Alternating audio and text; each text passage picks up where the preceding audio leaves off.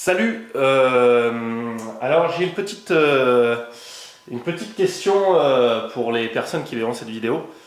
Voilà, j'ai fait une pièce, je ne sais pas si vous verrez très bien partout.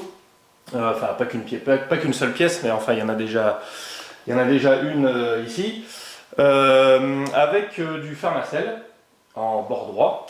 Alors on va s'approcher, hein. Je ne sais pas si on va très bien voir les bords droits, oui, si on les voit. Voilà, ça floute un peu. J'ai, sur les conseils d'une vidéo que j'avais vue sur un gars qui sait super bien faire le placo, eh bien j'ai poncé au 60 les trous de vis et les raccords de plaques.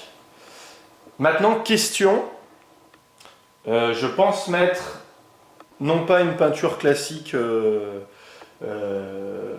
satinée très fine, je pense plutôt mettre une peinture à la chaux ou une peinture à l'argile pour garder l'esprit un petit peu naturel, parce que c'est ce qu'on a comme... Enfin, c'est la façon dont on a construit l'étage ici. C'est un peu partout, hein. Là c'est pareil ici, hein. On a fait du Fermacell aussi, enfin voilà. Alors j'ai pas terminé de poncer dans toutes les pièces, mais on va terminer ça. Donc voilà, moi je suis très embêté parce que si je ne suis pas obligé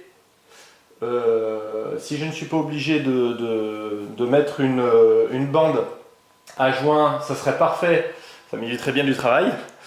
Maintenant, s'il faut en mettre une, j'en mettrai une. Mais la question c'est, est-ce que on est obligé de mettre des bandes à joint au niveau des raccords droits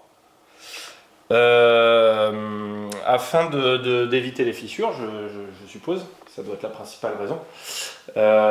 Ou est-ce que par rapport à la peinture à la chaux, qui est légèrement épaisse en fait, je peux éviter ce genre de choses là, uniquement faire mon plâtre au raccord, enfin mes bandes, pas mes bandes, mais mon joint en fait, mon joint Fermacell au raccord et au vis, sans bande.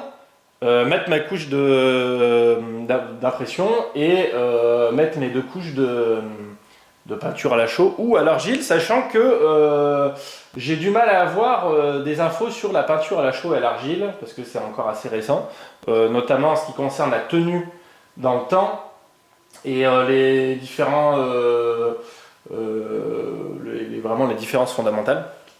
J'ai du mal à voir ça, donc voilà, si jamais il y a une âme charitable qui veut bien me donner la réponse. J'ai une autre question également, c'est par exemple sur les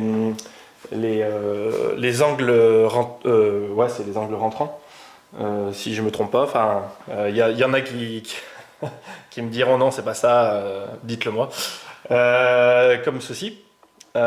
Sachant que sur la vidéo, voilà, l'angle il est parfaitement, enfin ouais, excusez-moi, voilà, là ça va mieux. L'angle il est parfaitement joint avec la plaque. La première plaque est parfaitement plane avec l'autre. Voilà, donc ça fait vraiment quelque chose de parfait. Est-ce que à cet endroit-là, je mets une bande grillagée, sachant que ça va faire une sacrée épaisseur, enfin une bande grillagée en angle, sachant que ça va faire une sacrée épaisseur en plus, ou est-ce que je peux me permettre de le laisser comme ça en mettant simplement mes raccords Fermacell pour que le mur tienne correctement au niveau de la tenue dans le temps, sachant que c'est chez moi, hein, c'est pas une pièce de bureau, donc on peut faire. Enfin, c'est pas une pièce grand public, c'est chez moi. Voilà. Je vous remercie des réponses futures. Et puis, à la prochaine.